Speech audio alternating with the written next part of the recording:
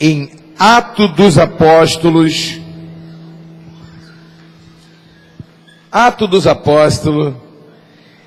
capítulo 17. O título dessa ministração é Conhecendo o Deus Desconhecido. Olha para o teu irmão e diga: Conhecendo o Deus Desconhecido. Versículo 16 em diante diz assim: Enquanto Paulo esperava em Atenas, o seu espírito se comovia em si mesmo, vendo a cidade tão entregue à idolatria, de sorte que disputava na sinagoga com os judeus e religiosos, e todos os dias na praça com os que se apresentavam. E alguns dos filósofos epicureus e estoicos contendiam com ele. Uns diziam: o que quer dizer este paroleiro? E outros, parece que ele é pregador de deuses estranhos, porque eles anunciava a Jesus Cristo e a sua ressurreição. E levando ao Areópago, dizendo: Poderemos nós saber que nova doutrina é essa que falas? Pois coisas estranhas nos trazes aos ouvidos. Queremos, pois, saber o que vem a ser isso.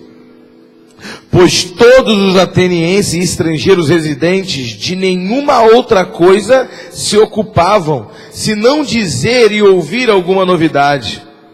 E estando Paulo no meio do Areópago, disse: Varões atenienses, em tudo vos vejo com tanto supersticiosos, porque, passando eu e vendo os vossos santuários, achei também um altar em que estava escrito: Ao Deus Desconhecido. Esse, pois, que vós honrais, não o conhecendo, é o que eu vos anuncio. O Deus que fez o mundo e tudo o que nele há, sendo o Senhor dos céus e da terra, não habita em templos feitos por mãos de homem, tampouco é servido por mãos de homens, como que necessitando de alguma coisa, pois Ele mesmo é quem dá a todos a vida e a respiração e todas as coisas. E de uma só vez fez toda a geração dos homens para habitar sobre toda a face da terra. E de um só, fez toda a geração de homens para habitar sobre a face da terra, determinando os tempos dantes ordenados e os limites da sua habitação, para que buscassem o Senhor, se porventura tateando pudessem achar, ainda que não está longe de cada um de nós. Porque nele vivemos e nos movemos e existimos, como também alguns dos vossos poetas disseram. Pois somos também sua geração, sendo nós, por geração de Deus, não havendo de cuidar que a divindade seja semelhante ao ouro, ou à prata, ou à pedra, esculpida por artifício e imaginação de homens. Mas Deus, não tendo em conta os tempos da ignorância, anuncia agora a todos os homens em todo lugar que se arrependam. Porquanto tem determinado um dia em que com justiça há de julgar o mundo, por meio do varão que destinou, e disso deu certeza a todos, ressuscitando dos mortos. E como ouviram falar da ressurreição dos mortos, uns escarneciam e outros diziam: acerca disso te ouviremos outra vez. E assim Paulo saiu do meio deles. Todavia, chegando alguns varões a ele, creram, e entre eles quais Dionísio, o Areopagita, e uma mulher por nome de Damares, com eles outros. Só essa parte, diga: o Deus desconhecido vai se manifestar hoje, conhecido ao nosso coração. Meus irmãos, olha, eu peço a Deus algumas unções. Quando eu vou orar, eu peço a Deus a sabedoria de Salomão. E eu falo: Senhor, A sabedoria que o Senhor deu a Salomão me dá, porém, eu sei que o Senhor disse que nunca haverá na terra homem sábio como a ele, então me dá um grau a menos, eu te peço sabedoria. Eu te peço, Senhor, a sabedoria de Salomão do Antigo Testamento. Salomão produziu riquezas e prosperidade com a sua sabedoria, fez acordos de paz e não houve guerra no seu reino. Viveu muito porque soube viver e cuidar do seu corpo e com qualidade de vida. Um homem com a extrema sabedoria soube cuidar em todas as áreas e em todas as esferas da sua vida. Viveu uma qualidade de vida tremenda. Porém, tem um homem que na Bíblia, para mim, Deus deu a sabedoria de Salomão para ele, mas numa outra esfera, numa outra perspectiva. Paulo, para mim, teve a sabedoria de Salomão, só que ele mergulhou e usou toda essa sabedoria para produzir conhecimento de Deus. Paulo, para mim, é um dos homens mais sábios da Bíblia, irmão. Paulo era um erudito, conhecedor do Antigo Testamento, um homem que foi treinado aos pés de Gamaliel, mas ele disse, eu fui fariseu de fariseus. Ele quis dizer, olha, com toda simplicidade, eu não quero desmerecer vocês, mas não houve fariseu que conhecesse a Bíblia mais do que eu. Eu fui fariseu de fariseu, treinado aos pés de Gamaliel. Um homem com uma sabedoria tremenda, conhecedor de culturas, de etnias que judeus não se interessavam. Ele queria conhecer, ele queria adquirir conhecimento, e ele se aprofundava. Naquele sonho que eu tive, que eu falei para vocês, que apareceu Pedro para mim, e eu falei, Pedro, como que era Jesus e tal, e de repente Pedro apontou e falou assim, Paulo está vindo ali, pergunta a ele. Era como se Pedro estivesse dizendo, olha, no sonho, você pode até perguntar algumas experiências que eu tive com Jesus, mas se você quiser conhecer o íntimo dele, se você quiser conhecer a personalidade dele, se você quiser se aprofundar nele, pergunta para Paulo. Paulo não andou com ele, não conheceu ele, conhece ele melhor do que eu, porque foi-lhe revelado um espírito de sabedoria. Toda a sabedoria que Deus nos dá é para revelar a glória dele. Entenda, tudo que Deus nos dá é para contribuir para o nosso crescimento espiritual. E como que nós crescemos? Como que nós obtemos crescimento espiritual? Quando nós mergulhamos, que toda a sabedoria nos leva a mergulhar no conhecimento da pessoa de Jesus Cristo, da pessoa de Deus, para que nós possamos cada vez mais, irmãos, entendermos o plano soberano de Deus para a humanidade, para mim, para que eu possa ter mais percepção de Deus. Quanto mais eu conheço de Deus, mais libertação eu tenho em todas as áreas da minha vida, mais próximo da vontade de Deus eu estou. Então Paulo mergulhou. Paulo é um teólogo do Novo Testamento, irmão, que ele deixa qualquer um perplexo. Ele fala de coisas. Pedro, na sua carta, ele diz assim, irmãos, a minha carta não tem um nível de sabedoria igual ao do irmão Paulo. O irmão Paulo prega com tanta sabedoria que alguns que leem as cartas deles interpretam de forma errada. Porque as suas letras são muito pesadas e eruditas. Pedro fala da carta de Paulo na carta dele. Então era uma sabedoria reconhecida. Olha só o que Paulo faz. Paulo chega em Atenas. Eu tive lá em Atenas há uns 5 anos atrás com o apóstolo, numa das caravanas que nós fomos para Israel, passou por Atenas. Quando nós subimos aquela montanha chamada Acrópole, é uma cidade só de templos pagãos mesmo, de Zeus e tudo mais. Logo embaixo tem um monte chamado Areópago. Nós estivemos lá no Areópago. Está lá até hoje. O nome é chamado de Monte de Marte. É conhecido Monte de Marte ou Tribunal de Marte. Em inglês, acho que é Marte Hill, que significa a montanha de Marte, onde na cultura grega o deus Marte foi julgado ali. Então era considerado um tribunal. E os homens mais sábios da Grécia ficavam sentados ali. Paulo estava lá embaixo pregando, irmãos, com tanta sabedoria, que a Bíblia diz que não se ouvia falar em mais nada na cidade, a não ser do que Paulo estava falando. Olha para o teu irmão e diga assim, Deus vai te dar sabedoria.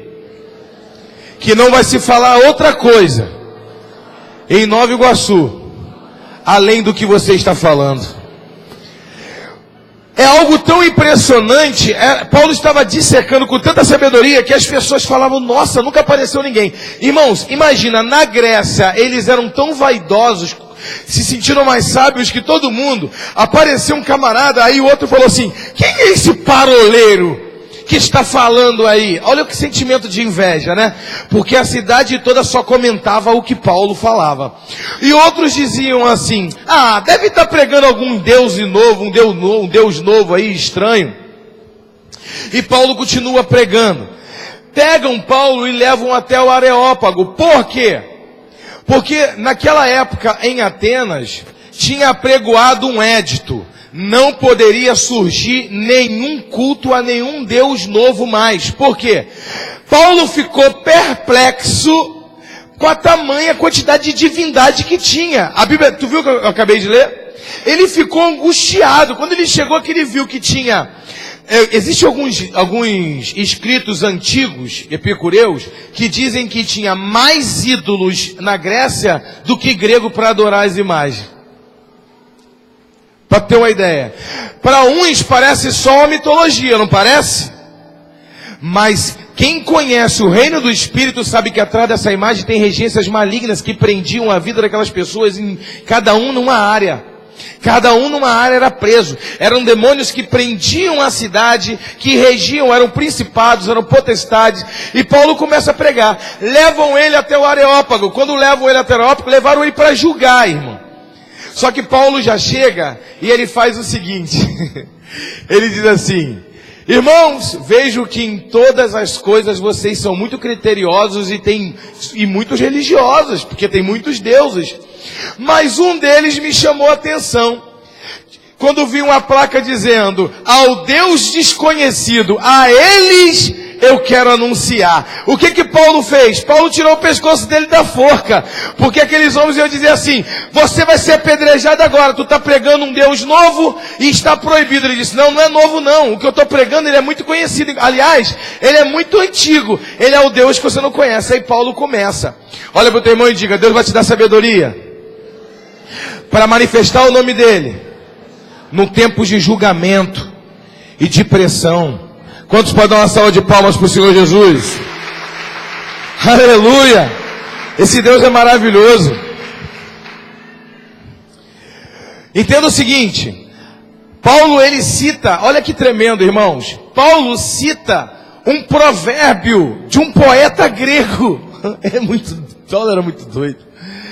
Paulo chega e diz assim: como diz os poetas de vocês, nele existimos, nele nos movemos, nele existimos, nos movemos, nele estamos fixados e tal. Ele usa um poema, uma frase grega, para exaltar o nome do Senhor. É nesse Deus desconhecido que eu quero tornar conhecido. Ele nesses dias se tornou conhecido através do seu Filho, que morreu na cruz do Calvário e ressuscitou. Os gregos pararam de ouvir ele ali na hora. Alguns aceitaram Jesus, porque a mensagem de Cristo é assim. Por mais que ela cause polêmica, sempre tem alguém que fala: esse homem falou com tanta veemência, ele falou com tanta certeza, que não é possível que esse Deus não seja verdadeiro. Então 80% pode ir embora e falar assim: ah, não quero ouvir não, isso é um besterol. Mas pelo menos 20% se rendem à palavra do Eterno. Paulo usa uma frase de Epídemes. Epídemes foi um filósofo de 500 anos antes de Cristo. E ele usa de novo essa frase quando ele vai escrever uma carta a Tito. Tito, no capítulo 1, versículo 9, ele diz assim: como diz um dos seus poetas, ó cretenses preguiçosos de intestino lento e preguiçosos. Já dizia o próprio poeta de vocês. Ele usa vários textos de filósofos. Sabe para quê? Para poder chamar a atenção das pessoas. Paulo chamava a atenção do público antes de pregar. Paulo não saía falando coisa com coisa não. Paulo assim: esse cara conhece Epídemes, esse cara conhece o filósofo dos epicureus, esse cara não é bobo não, ele tem alguma coisa para falar. Os gregos não gostavam de parar para ouvir pessoas que pareciam tolas. Os gregos não gostavam de parar. É isso que eu falo para muitos crentes aqui na igreja.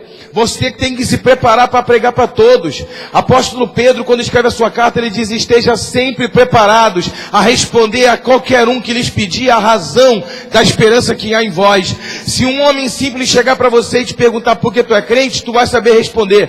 Mas se chegar um doutor, um médico, um advogado e perguntar qual é a razão, você também tem que saber responder. Você tem que estudar e se capacitar. O mínimo que nós podemos fazer na nossa fé é saber tudo sobre a nossa fé, porque é nisso que nós esperamos, é na nossa fé que nos agarramos, é aqui que estão nossas raízes. Eu tenho que saber falar tudo sobre o meu Deus, porque o poder de Deus que opera em nós é maior do que opera no mundo. O problema não é o poder de Deus, é a falta de capacitação da igreja. A igreja não quer ler Bíblia, não quer orar, não quer jejuar, não quer se equipar, não quer se preparar. Você não sabe quem Deus vai colocar diante de você amanhã. Você tem que estar preparado para pregar para todos. Amém? Glória a Deus pela sua vida. Olha para o seu irmão e fala: se prepara, porque é você que vai anunciar o Deus desconhecido para as pessoas que não o conhecem. Uma salva de palmas para o Senhor.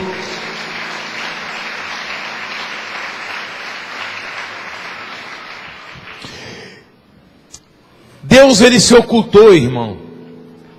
Por que o Deus desconhecido? Por que Deus se ocultou? Deus se ocultou para se manifestar no tempo certo e se tornar conhecido no tempo certo. A Bíblia diz que Jesus estava andando com os discípulos no meio da rua, e quando ele estava andando apareceu um homem cego. Um dos discípulos olharam e falaram: mestre, porque quem pecou, esse homem ou os seus pais, para ele nascer cego? Jesus disse: a culpa não é dele e nem dos seus pais. Ele nasceu cego para que a glória de Deus se manifestasse nele, para que o nome do Senhor fosse glorificado nele. Agora enxerga, e o nome de Deus foi glorificado.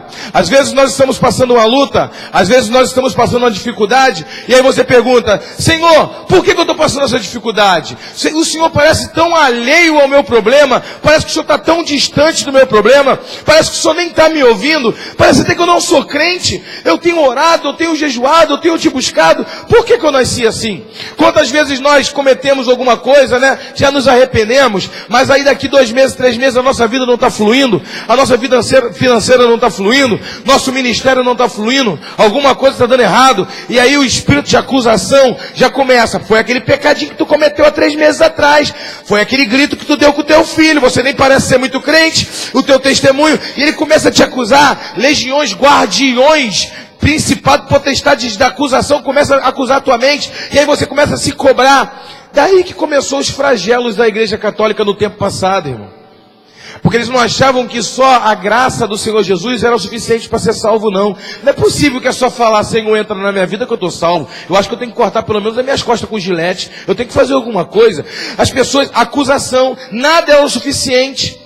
Quantos crentes hoje ainda não se sentem salvos? Anda em arrependimento, anda em santidade, tem o coração em Deus, tem vida de oração, tem vida de santidade, tem direcionado seus olhares para aquilo que Deus quer, tem direcionado seus ouvidos para aquilo que Deus quer, mas ainda não se sentem salvos, tem um peso o tempo todo no coração, não se sentem filho de Deus. Então o diabo vem e te acusa e diz: tu não é crente nada, rapaz, você não é isso, aquilo outro. Eu fico imaginando aquele homem obedecendo a lei, obedecendo a palavra, ali na calçada. Quantos questionamentos não tinha na mente dele? As pessoas passavam e falavam assim: esse cara aí. Hoje em dia as pessoas julgam a quantidade de fé que a pessoa tem pelo carro que a pessoa tem. Se o cara não tem carro, esse cara não tem fé não. Esse cara aí, a casa dele é pequena, esse cara aí não tem fé não. Se ele tivesse fé, Deus teria dado um carro bom para ele, uma casa boa para ele. Começam a mensurar a fé da pessoa pela quantidade de dinheiro que a pessoa tem no banco. Você tá vendo? Tudo foi deturpado, tudo foi enganado, tudo foi embaraçado. Querem roubar a glória de Deus por coisas. Não tem problema com o dinheiro. Deus pode te dar muito dinheiro, mas Ele não te deu porque você teve muita fé, porque você semeou, porque Deus sabe que teu coração é puro, tu vai ajudar outras pessoas. É um outro departamento, mas não é porque tu teve fé. A fé produz milagre, não produz dinheiro. Quantos estão entendendo? Então dê outra salva de palmas para o Senhor Jesus. Aleluia! Eu fico imaginando aquele jovem sentado ali dizendo: eu acho que eu sou um miserável mesmo. E de repente, quando ele acabou de pensar isso, Jesus passa e diz assim: enxerga. O jovem nem sabia o que Jesus estava falando no meio do caminho. Você nasceu cego para que a glória de Deus fosse manifestada a você agora. Deus tem tempo, Deus tem data, Deus tem momento certo para manifestar a glória dele dentro da nossa vida. Se você está passando uma luta, se você está passando uma dificuldade, essa luta sua é para a glória de Deus. Na hora certa Deus vai intervir e todos vão ver que Deus é o Deus da tua vida. Em nome de Jesus, quem toma posse agora, dê outra salva de palmas para o Senhor. Aleluia! Aleluia! Paulo usa de sabedoria, meu irmão, e já começa a embaraçar aqueles homens, dando um nó na cabeça deles. A gente pensava que era sábio, mas ele aniquilou toda a sabedoria humana. Paulo, quando escreve aos Coríntios, porque Corinto era do lado de Atenas, nós estivemos lá em Corinto também. Tem uma foto minha e da apóstola assim na beira de um rio assim, ali é o canal de Corinto. Quando ele entra em Corinto, ele escreve as cartas, ele está falando a mesma coisa. Ele diz assim, ó: porque Deus aniquilou toda sabedoria humana. A sabedoria de Deus vai sobrepujar toda a sabedoria humana. A sabedoria de Deus é aquela que revela a verdade de Deus, que nos conecta com Deus. A sabedoria humana é aquela que guia, a sabedoria de Deus é aquela que subpuja a sabedoria humana, é aquela que nos guia, que nos conecta com Deus, com a nossa realidade, com o nosso futuro, com o nosso destino. Quantas pessoas são crentes? Quantas pessoas estão dentro da igreja, mas estão com a vida desencontrada? Quantas pessoas estão na igreja e as coisas não fluem? É porque Deus não é misericordioso? É porque Deus não é bondoso? É porque você não está sendo influenciado pela inteligência do céu.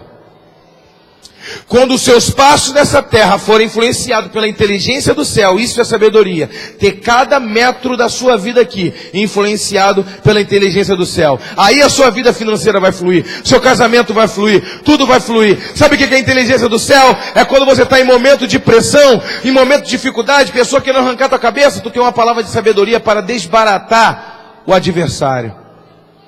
Quando uma pessoa vem armada para poder fazer, vamos ver se ele vai descer do salto, vamos ver se ele é cristão mesmo, e vem com um argumento para te deixar furioso. Salomão disse: a palavra certa na hora certa é como maçã de ouro em salva de prata. Você injeta a palavra branda, despedaça os ossos. Salomão disse e a pessoa fica: uau, da onde que veio essa sabedoria? Não é ele o filho de José? Não é ele o filho da dona Maria? Não é ele o filho da dona Ruth? Não é ele não era a filha da dona Leni? Da onde que vem essa sabedoria? Sabedoria vem de Deus para desbaratar as obras do diabo. Quantos creem? Dê uma outra salva de palmas para o Senhor Jesus. Aleluia! Esse Deus é poderoso, irmão. Eu não aceito 1 milímetro a menos daquilo que Deus tem para a minha vida. Eu quero ser guiado totalmente pela obra do Senhor. Quando o diabo sopra no meu ouvido: vai aceitar um negócio desse? Eu não vou aceitar, mas também não vou agir com as ferramentas que você quer me dar não, Satanás. Eu tenho os jeitos e as maneiras de Deus de agir. Quando o Satanás sopra no teu ouvido: vai deixar tua mulher falar assim contigo? Quem é o sacerdote nessa casa? Tu levanta a voz, tu age como o diabo quer. Agora, se você tem a inteligência do céu, tu vai orar, pede a Deus, conecta o teu pensamento com o meu pensamento. Tu vai falar a mesma coisa de uma forma diferente. Tua esposa não vai se sentir insultada, vai entender e vai ter entendimento dentro de casa. Isso é sabedoria do céu. O Deus desconhecido, ele passa a ser conhecido na nossa vida quando nós damos testemunho. Quer um exemplo? Quer um exemplo? A Bíblia diz que Daniel orava 3 vezes por dia. Quantos aqui tem tempo para orar 3 vezes por dia? Todo mundo aqui tem tempo para orar 3 vezes por dia. A Bíblia diz que Daniel era governador de 40 províncias. Quantas? E ele orava 3 vezes por dia. Os inimigos perseguiram ele porque conheciam o horário da sua devocional, inclusive. Olha para o teu irmão e diga: você vai ser crente de verdade quando até os seus inimigos souber a hora que você ora. Era tão certo o horário que ele orava, que os inimigos armaram uma emboscada usando a oração dele, dizendo: vamos fazer um edito, quem não adorar a imagem, quem orar a qualquer um Deus que não seja o Nabucodonosor, a imagem de Nabucodonosor, vai ser condenado. E Daniel é fiel. Daniel ora 3 vezes por dia e não deixa de orar. Quando ele for orar, a gente denuncia ele. O rei Dário caiu, era amigo de Daniel, mas caiu, botou um edito irrevogável e disse que ninguém adore outro Deus que não seja a minha imagem. Daniel foi lá e fez a oração dele da manhã, fez a oração dele da tarde, a oração dele da noite. Então os inimigos que armaram arapuca para ele falou: ô rei, o senhor agora não tem crédito nessa nação não? Porque foi um edito empregoado em toda a cidade, em todo o reino, que ninguém podia orar dentro de 30 dias a outro Deus que não fosse a tua imagem. Mas Daniel está orando, continua orando. Temos que jogar ele na cova dos leões. Olha para o teu irmão agora, o outro, do outro lado. Para de ser preconceituoso, olha para todo mundo. Olha para o outro assim, podem até jogar você na cova do leão, por causa da tua oração. Mas o Senhor vai te dar o livramento. Glória a Deus, pode aplaudir o Senhor mesmo. A Bíblia diz que Daniel foi jogado na cova. Os leões das covas não era um leão, 2 leões, eram vários leões. Os leões ficavam sem se alimentar. Só se alimentava quando alguém se levantava contra o rei e era punido, que era jogado lá.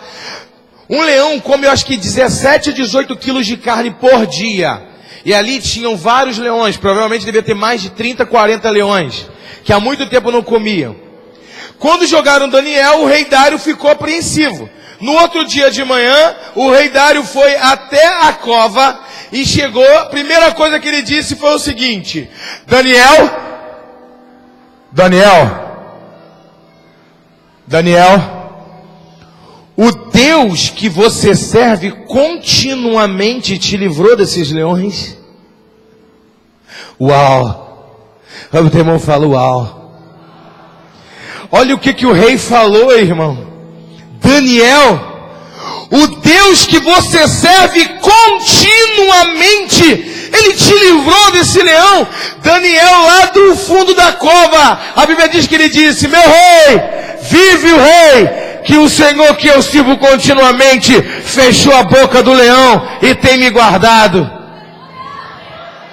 O Deus que eu sirvo continuamente. O diabo tem que olhar para você no dia que ele tentar te jogar na cova, ele tem que dizer: esse aí ora continuamente, esse tem vida com Deus continuamente. Sabe o que é oração continuamente? Quando você está orando, vai descendo unção. Quando você vai orando, vai descendo unção. Quando você vai orando, vai descendo unção. Você está sempre com unção fresca, né? Porque o crente tem que ser igual o bolinho de rodoviária, pouca carne e muito óleo. E aí ele vai orando e vai tendo unção, Quando Daniel caiu na cova, o leão falou assim: primeiro que esse não come carne, só come couve e alface. Não tinha cheiro de carne, tinha cheiro de óleo. Não comeu ele. Agora se tu caísse na cova, que cheiro que tu tem, meu irmão?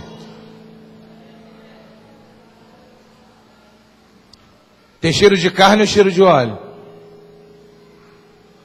Leão falou: primeiro que isso aí não tem gordurinha, que só come verdura. A Bíblia diz que Daniel só comia verdura. Ele não comia os manjares da Babilônia. E só vivia orando. Come verdura e ora. O leão falou assim: isso aí não faz meu tipo. Aí Daniel olhou e falou assim: eu queria até usar você de puff, mas você está muito magrinho. Mas junto os 3 aqui com essa juba que eu vou deitar, eu quero um puff bem macio, porque a noite vai ser longa. E os anjão com a espada na garganta do leão. Dá um passo em falsa, magrelão, que eu ver se não arranco tua cabeça fora. O leão estava igual o leão do desenho do Pica-Pau. Tu lembra aquele leão foragido que todo mundo procurava ele? Que botaram um funil nele, igualzinho, magrinho, na capa. Meu irmão, se depender de Daniel, o leão vai morrer magrinho. Quantos creem nisso? Dê uma salva de palmas. Aleluia! Viram a página Atos dos Apóstolos, capítulo 18, diz assim: e saindo dali, versículo 7, e saindo dali entrou em casa de um homem chamado Tito, justo, que servia a Deus e cuja casa estava junto da sinagoga. Diga, a casa estava junto da sinagoga. E Crispo, principal da sinagoga, creu no Senhor com toda a sua casa. E muitos dos coríntios, ouvindo, creram e foram batizados. E disse o Senhor em visão a Paulo, disse o Senhor em visão a Paulo, só essa parte: não temas, mas fala, não te cales, porque eu sou contigo, e ninguém lançará mão de ti para te fazer mal, pois tenho muito povo nessa cidade. E ficou ali 1 ano e 6 meses, ensinando entre eles a palavra de Deus. Uau! Aleluia! A Bíblia diz no versículo antes que Paulo pregou o dia inteiro na sinagoga e nenhum judeu se converteu. Ele disse: já que vocês não querem a palavra, eu vou para os gregos pregar para eles. Quando ele chega no grego, ele entra na casa de um homem chamado Tito o Justo. Diga, uma célula. Se eu não posso pregar na igreja, eu prego na célula. Olha para o teu irmão e fala: se eu não tenho oportunidade na igreja, eu prego na célula. Paulo, na igreja, ninguém dava ouvido para ele. Sabe por quê? Porque na igreja, irmão, as pessoas querem ouvir o seu pastor. Por isso que não adianta oportunidadezinha dali, oportunidadezinha daqui, não edifica ninguém. O povo quer ouvir o pastor, porque na mentalidade do povo, os membros da igreja têm os mesmos defeitos que ele. E que tem menos defeito na igreja é o pastor. O referencial, na verdade, é o pastor. Então as pessoas querem ouvir o pastor. Agora, olha só o que Paulo faz. Lá na sinagoga tinha um dirigente. Ninguém queria ouvir o Paulo. Queria ouvir o dirigente da sinagoga, o pastor da sinagoga. Paulo falou o dia inteiro e ninguém deu ouvidos. Paulo sai dali e vai para uma casa. E quando ele chega na casa, o cara abre logo uma célula. Vou abrir uma célula. Olha para o teu irmão e fala: vou abrir uma célula. Jejuou e orou, foi lá, abriu uma célula. Quando ele abriu uma célula na casa de Tito Justo, diga, o anfitrião tem que ser justo. Ele tem que chamar preto, tem que chamar branco, tem que chamar rico, tem que chamar pobre. O anfitrião tem que ser justo. Para abrir uma célula a cada pessoa, ó, eu vou abrir, mas fulano eu não quero na minha casa, Beltrano eu não quero na minha casa, então fecha a célula. A célula é para entrar qualquer um que Deus mandar. Até o teu pior inimigo. Então fecha a célula.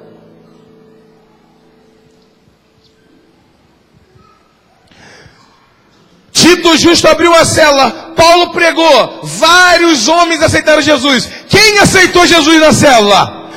O dirigente da sinagoga. Ai meu Deus do céu, o pastor da igreja.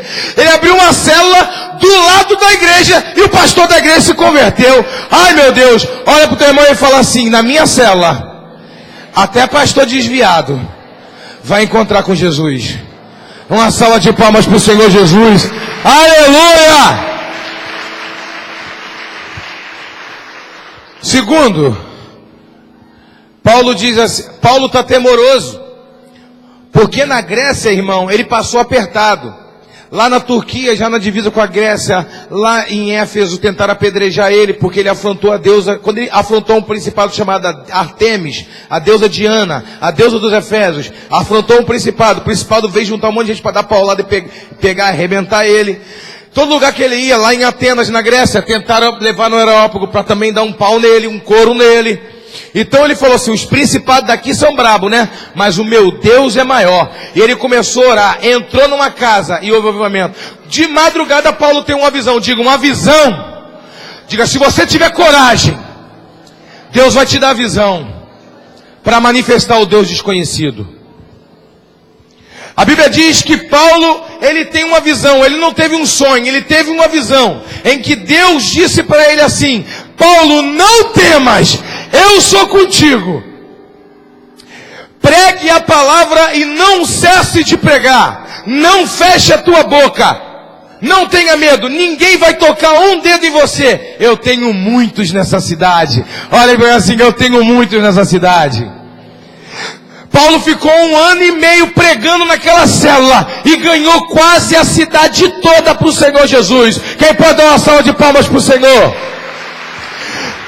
Agora olha para o teu irmão com o dedo de profeta e fala assim: Deus vai te dar uma célula para você liderar. Tu vai ficar 1 ano e meio nela, vai ganhar quase a cidade toda, depois vai passar a célula para outra pessoa, para assumir, e vai abrir uma célula em outro lugar. Outra salva de palmas para o Senhor Jesus. Aleluia! Glória a Deus! Eu tenho tanta coisa para falar, mas o meu tempo é curto.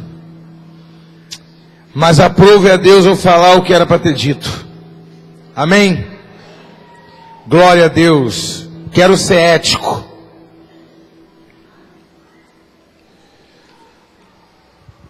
A questão toda é que Deus quer te usar, irmão, porque muitas pessoas não conhecem Deus.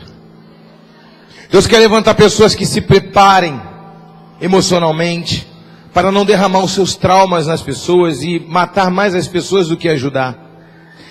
Deus quer preparar pessoas com unção para derramar unção na vida das pessoas e não derramar o que você acha ser certo, o que acha errado, mas o que a palavra diz que é para ensinar.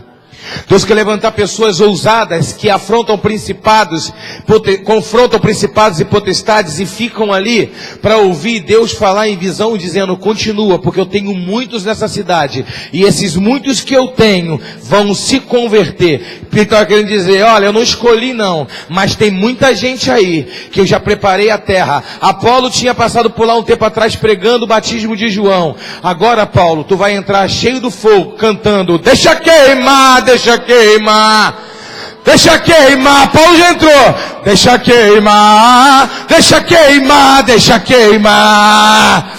Paulo continua dizendo: deixa queimar, deixa queimar, deixa queimar, deixa queimar, deixa queimar, deixa queimar. O poder foi tão grande que não tem igreja na Bíblia mais espiritual do que os coríntios. Eles tinham todos os dons. Um tinha dom de língua, outro de interpretação, outro de visão, ciência e conhecimento, dom da liderança, dom do serviço, dom da ajuda, sinais e maravilhas, poder, porque Paulo já entrou dizendo: deixa queimar, deixa queimar. Deixa queimar, deixa queimar. E Deus foi sendo conhecido, foi sendo conhecido, foi sendo conhecido, foi sendo conhecido. Quando ele chega em Éfeso, tem 12 homens. Atos 19, e esses homens dizem: tu me conhece? Eu sou Paulo. Ele diz: eu conheço. Tu conhece o Espírito Santo? Não. Apolo não me ensinou o que é o Espírito Santo. Ele só me ensinou a respeito do batismo de João. Então receba. Receba. E todos foram cheios do Espírito Santo, porque o fogo veio e o Deus desconhecido passou a ser conhecido naquela geografia. Deus de Diana bateu em retirada. Deus de Artemis bateu em retirada. Zeus, Apolo, todos os deuses bateram em retirada, porque o nome do Senhor Jesus passou a ser conhecido naquele lugar. Quero fechar aqui. Nessa madrugada eu orei, pedi: Deus, me revela qual é a entidade maligna que prende essa cidade. Deus falou comigo. Primeiramente Ele colocou no meu coração o seguinte: Davi, essa região era indígena. Nome Iguaçu. Iguaçu é indígena. Todo nome que tem C cedilha é indígena. Iguaçu significa Rio Grande, águas fortes. Então eu achei: Senhor, esse nome é profético, porque é Rio Grande, águas fortes. Então o Espírito Santo colocou no meu coração: não, esse rio era uma divindade. Eles adoravam o rio, porque rio fala de vida. Eles adoravam o rio. Nova Iguaçu é uma divindade indígena. Eu falei: Senhor, que é isso, Senhor? Então eu quero orar repreendendo essa divindade e estabelecendo o governo do Senhor. Todas as casas de macumba, todos os pais de santo vão se converter para a glória do nome do Senhor Jesus. Tudo Deus vai operar. Sabe por quê? Porque foi denunciado. Eu falei: Senhor, me mostra, igual o Senhor mostrou qual é o espírito que agia lá em Seul para Paul Yang-Shu. E quando esse espírito apareceu para ele na casa dele, ele expulsou, e Seul todo se converteu ao Senhor Jesus. Ele pregava debaixo de uma tenda, não aparecia ninguém. Quando esse demônio apareceu, que Deus mostrou qual era o demônio que agia naquela cidade, ele expulsou. Passou a ter quase 5 mil, 10 mil pessoas procurando a tenda. Existem demônios que prendem a vida das pessoas, porque não foram decodificados ainda. Eu falei: Senhor, me revela qual é a entidade que tem prendido a vida das pessoas. Sabe o que é entidade indígena? Entidade indígena é aquela que leva a vida de qualquer maneira, que não tem compromisso com nada. E eu falei: Senhor, os índios tinham esse costume, eles só tinham cultuavam a natureza e não tinham compromisso com nada. Eles comiam na hora que queriam, eles pescavam na hora que eles queriam. Era uma vida sem compromisso. Eu falei: agora eu sei porque que muitas pessoas se convertem e não têm compromisso com o Senhor. Mas hoje eu repreendo. Quando foi de manhã, o Ulisses mandou uma mensagem para mim dizendo: pastor, apóstolo, eu tive um sonho. Mas eu vou contar para o senhor, porque o pastor Tiago foi para contar um sonho muito sem pé sem cabeça, que aparecia os 12 orando na igreja. Vou mandar esse áudio no grupo dos 12. Que aparecia um homem, e esse homem, essa pessoa não era aqui da igreja, ninguém não conhecia. Ele começava a encarar todo mundo, encarava Roberto, encarava todo mundo. Roberto orava por ele, encarava todos os 12, querendo intimidar todos os 12. O Senhor vinha, colocava a mão, e o Senhor era o único que expulsava, não era? O que Deus estava querendo dizer? Não é que os 12 não têm autoridade, mas aquilo ali era um principado que afronta a cidade, e Deus estava colocando eu para expulsar aquele demônio. Uma autoridade expulsando outra. Porque a palavra potestade significa autoridade do reino das trevas. E aí eu falei como é que era. E ele disse, de repente eles usavam mais máscara. Ele me mandou as máscaras de índio, irmão. Não foi? Caboclo. Eu falei assim para ele na hora. Essas entidades é caboclo. Caboclo são entidades que encaram as pessoas. Já manifestou enquanto o caboclo que ficava assim encarando a gente. Botando o braço para trás, querendo encarar, querendo ameaçar bater. Só não bota a mão porque não tem autoridade do Senhor Jesus para botar a mão em crente. Diabo não pode botar a mão em crente. Mas caboclo é aquele que quer afrontar. Eu falei, Senhor, me revela, porque esse demônio vai ter que bater em retirada. E todas as vidas vão se render ao Senhor Jesus, porque hoje foi denunciada. Eu falei, Senhor, também, mais o que? Ele falou, Davi, os espíritos dos escravos, todos que morriam aqui, escravos, tinha um cemitério dos escravos, onde enterravam os escravos que os fazendeiros morriam. E até hoje esse cemitério existe. É para enterrar indigente. Pessoas que morrem sem identidade, indigente, é enterrado no cemitério dos escravos. E eu falei, eu cancelo agora, no nome do Senhor Jesus, no céu dessa cidade, todo espírito de falta de identidade espiritual, e clamo pela paternidade de Deus sobre essa cidade, e expulso todo espírito indígena. Não tenho nada contra índio, repreendo de novo, tá? Para que ninguém diga que eu sou preconceituoso. Não tem nada contra índio. Eu estou falando dos cultos à pagelância. Estou falando de cultos antropofágicos. Culto antropofágico era índio comendo pessoas para oferecer cultos. Índios não comiam pessoas porque gostavam da carne humana, mas queriam oferecer cultos sacrificiais a entidades. O nome disso é culto antropofágico. Eles comiam como os goitacazes comiam pessoas. Não porque eles eram ruins, mas porque era a crença deles. Se ele comesse um irmão dele, ele glorificava a entidade deles. Então, sabia o que significa? Por isso que tem tanta morte na cidade de Nova Iguaçu, tanto assassinato, diabo querendo que um arranque o sangue do outro, porque isso glorifica o nome dele. Mas a partir de hoje, na autoridade do nome do Senhor Jesus, o Deus desconhecido para o povo de Nova Iguaçu passa a ser conhecido, e o Rio Grande que era adorado vai ser encoberto pelo rio do trono de Deus. Uma salva de palmas para o Senhor.